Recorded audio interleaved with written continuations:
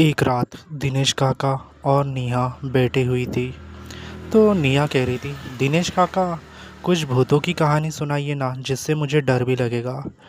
ठीक है नेहा, आज मैं तुझे कहानी सुनाने जा रहा हूँ दिवाली की। दिवाली हम इंडिया में काफ़ी सेलिब्रेट करते हैं। साल का आखिरी साल का दिवाली होता है। हम खुश नसीब है कि हम दिवाली बनाते हैं। एक गांव है मणिपुर का।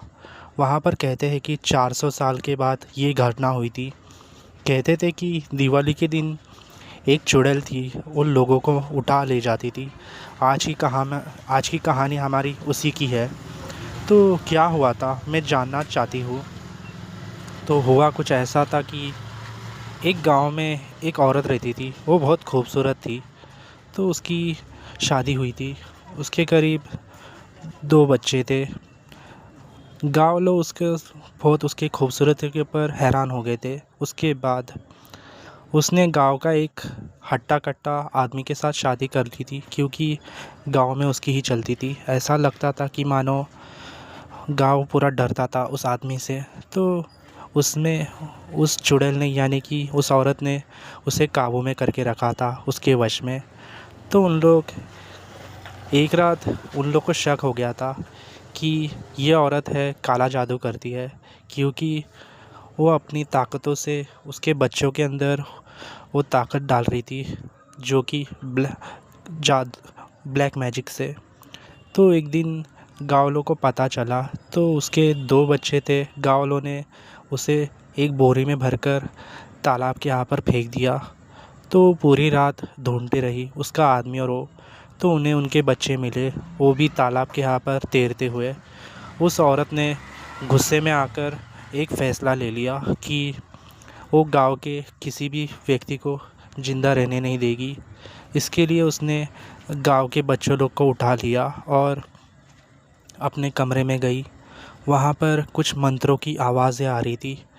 गाँव वाले हैरान हो गए, क्योंकि गाँव वालों के बच्चे भी गायब हो गए थे। इसके वजह से उन लोग ने उसके घर में जाकर देखा खिड़की के यहाँ पर।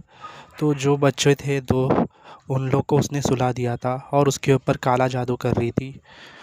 उसी समय उन लोग को इंतज़ार था कि हम उसे रंगे हाथ पकड़ेंगे। इस तरह उन्होंने उसे रंगे हाथ पकड़ लिया बच्चों के साथ। तो फिर गाँव वाले सब लोग आए और उसके पति को और उसको एक जगह पे बांध दिया गया और वहाँ पर काफ़ी सारे पटाखे लगा दिए गए। वो कह रही थी, तुम लोग अच्छा नहीं कर रहे हो। आज ही के दिन मेरे दोनों बच्चे मुझे फिर से मिल जाते थे अगर मैं इसमें कामयाब होती थी। पर वो हर काम नहीं होता था उससे, क्योंकि उसका जादू फेल हो जाता था और उसके वजह से बच्चों की जान जाती थी। इसके लिए उन लोग ने सोचा क्यों ना इसे ही मिटा दे। तो उन लोग ने उसे पटाखों के साथ एक बाम्बू के यहाँ पर दोनों को बांध दिया और वहाँ पर काफ़ी सारे पटाखे लगा दिए। दिवाली का टाइम था। तो उन लोग ने पटाखों को आग लगाई। ऐसे ही करते करते उसका पति आग लगने के वजह से ऑन द स्पॉट उसकी मौत हो गई और उस औरत को आग लगी हुई थी। पर वो कुछ मंत्र बोल रही थी, जिससे उसकी आग बढ़ गई थी, पर उससे कुछ असर ही नहीं हो रहा था। और धीरे धीरे करते हुए उसने अपनी शक्तियाँ बढ़ा ली थी और गांव के लोग खुश हो गए, क्योंकि उन्हें लगा कि वो दोनों मर गए। पर उस औरत ने कुछ मंत्रों के वजह से वो बच गई और उसका शरीर जल गया था। फिर उसकी एक लाश थी। उसने उन लोग ने उसे नदी में फेंक दिया। फिर दूसरे ही दिन में वो दिवाली के टाइम पर आने लग गई और उनके बच्चों को उठा ले जाती थी।